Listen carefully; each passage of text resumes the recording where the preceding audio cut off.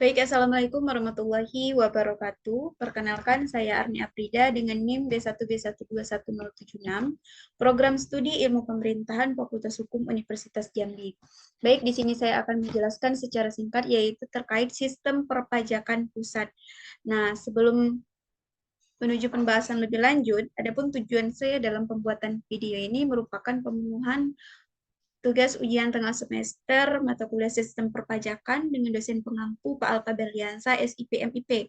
Baik, tanpa memperpanjang waktu, saya akan menjelaskan apa sih itu dari sistem perpajakan pusat. Slide yang pertama,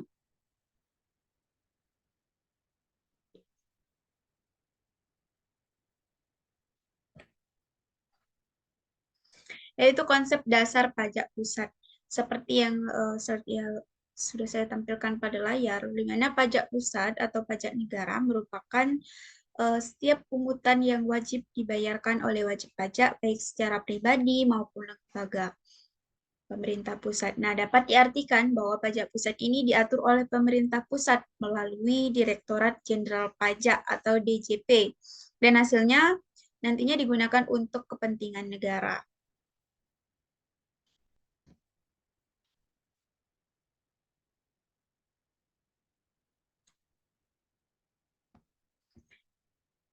Baik, selanjutnya sini saya akan menjelaskan terkait jenis-jenis pajak pusat. Ada 5 jenis pajak pusat. Yang pertama, pajak bertambah nilai. Yang kedua, pajak penjualan atas barang mewah atau PPNBM. Yang ketiga, bea materai. Yang keempat, bea cukai. Dan yang kelima, pajak bumi dan bangunan atau disingkat dengan PBB. Nah, di sini saya akan menjelaskan satu-satu secara rinci terkait jenis-jenis pajak pusat. Yang pertama, pajak pertambahan nilai atau PPN. Nah, di mana pajak ini merupakan pajak yang dikenakan atas setiap pertambahan nilai dari barang atau jasa dalam peredarannya melalui produsen ke konsumen. Nah, saya ini penerapan PPN di Indonesia menerapkan sistem tarif tunggal yaitu sebesar 11%. Nah, adapun jenis-jenis pajak yang kedua yaitu terkait pajak penjualan atas barang mewah atau PPNBM, di mana pajak ini merupakan pajak atas konsumsi barang kena pajak yang tergolong barang mewah. Nah, kriteria barang yang tergolong mewah ini diantaranya barang yang bukan kebutuhan pokok dikonsumsi oleh masyarakat tertentu umumnya, yang berpenghasilan tinggi dikonsumsi untuk menunjukkan status, dan bila dikonsumsi dapat merusak kesehatan dan moral masyarakat serta mengganggu ketertiban masyarakat. Nah, contohnya seperti barang-barang artis di Indonesia seperti tas-tas branded, jam tangan branded, pakaian, dan lain sebagainya. Nah, adapun pajak penjualan atas barang mewah ini dikenakan bagi kalangan ekonomi menengah ke atas. Yang selanjutnya yaitu terkait bea materai. Nah, bea materai ini merupakan pajak yang dikenakan atas dokumen seperti surat perjanjian, akte notaris, kwitansi pembayaran, sumber berharga, dan efek. Nah, di mana dokumen tersebut memuat jumlah uang atau nominal di atas jumlah tertentu sesuai dengan ketentuan perpajakan yang berlaku. Baik, yang selanjutnya yaitu jenis pajak bea cukai. Nah, di mana pungutan pajak yang dikelola oleh negara dan dikenakan atas barang-barang tertentu dengan sifat dan karakteristik yang telah diatur dalam Undang-Undang Nomor 39 Tahun 2007, yaitu tentang cukai. Baik, yang terakhir jenis pajak pusat, pajak bumi dan bangunan atau disingkat dengan PBB. Nah, pajak bumi dan bangunan ini merupakan pajak yang dikenakan atas kepemilikan atau pemanfaatan tanah dan atau bangunan disingkat dengan PBB yang merupakan pungutan kepada pemerintah pusat melalui PBB perkebunan, PBB perhutanan, dan PBB pertambangan.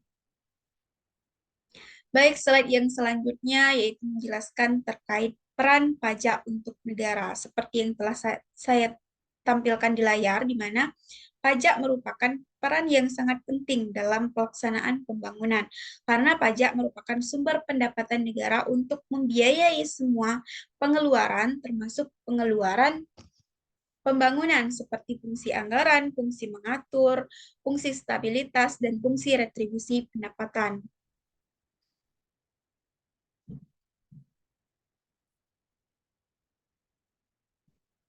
Yang selanjutnya,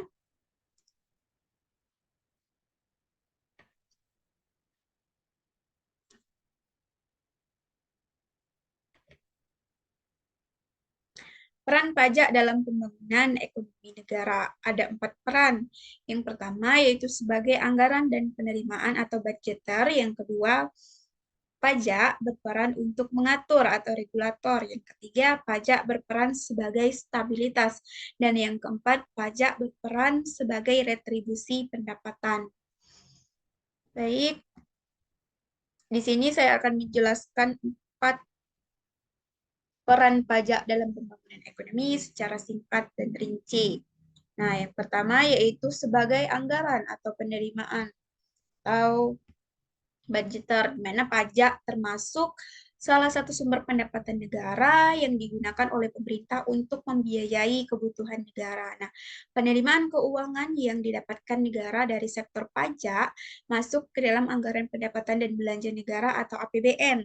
Nah, tepatnya ke dalam komponen penerimaan dalam negeri. Nah, baik yang kedua yaitu pajak berperan untuk mengatur atau regulator, di mana peran pajak sebagai regulator menjadi suatu alat yang digunakan untuk mengatur atau melaksanakan kebijakan pemerintah dalam bidang ekonomi dan sosial. Nah, di mana peran pajak ini merupakan fungsi mengatur, disebut sebagai fungsi tambahan. Nah, bisa dikatakan sebagai fungsi regulator merupakan pelengkap dari fungsi budgeter. Nah, yang ketiga, pajak berperan sebagai stabilitas. Nah, di mana pajak berperan sebagai stabilitas ini yaitu penerimaan eh, negara dari sektor pajak dapat digunakan untuk menstabilkan kondisi perekonomian negara. Nah, hal ini berarti bahwa perolehan pajak bisa digunakan untuk menstabilkan melalui pemungutan dan penggunaan pajak yang lebih efektif dan efisien lagi.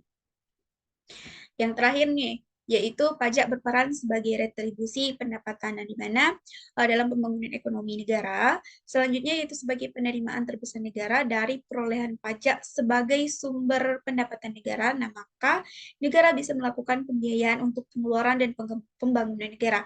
Adapun fungsi pajak sebagai retribusi pendapatan bisa dipergunakan sebagai modal untuk membuka lapangan pekerjaan baru. Baik, slide yang selanjutnya di sini ada dampak pajak pusat terhadap pendapatan negara. Nah, pajak memiliki dampak terhadap ekonomi suatu negara layaknya pedagang bermata dua. Di sisi lain, penerimaan pajak yang tinggi dapat memacu sebuah negara untuk meningkatkan belanja pemerintah yang dapat memacu perekonomian hingga berujung pada terciptanya kenaikan tingkat pertumbuhan ekonomi. Nah, berdasarkan alur pikir teori keuangan daerah, penerimaan pajak umumnya digunakan untuk membiayai jasa pelayanan yang bersifat semi-public atau semi-public goods, di mana komponen manfaat individunya relatif besar. Baik, yang selanjutnya yaitu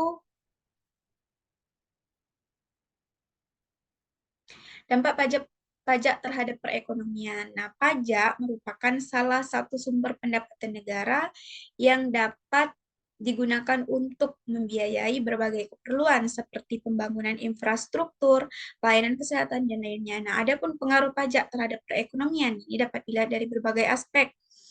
Yang pertama yaitu pengenaan pajak yang tinggi dapat mengurangi daya beli masyarakat dan menekan pertumbuhan ekonomi. Yang kedua yaitu pengenaan pajak yang rendah dapat mengurangi daya beli masyarakat dan menstimulasi pertumbuhan ekonomi. Yang ketiga, pengelolaan pajak yang baik dapat meningkatkan efisiensi. Dan yang keempat, kebijakan fiskal yang diambil oleh pemerintah juga dapat mempengaruhi perekonomian. Nah, tentunya pajak pusat ini juga berdampak terhadap perekonomian di suatu negara.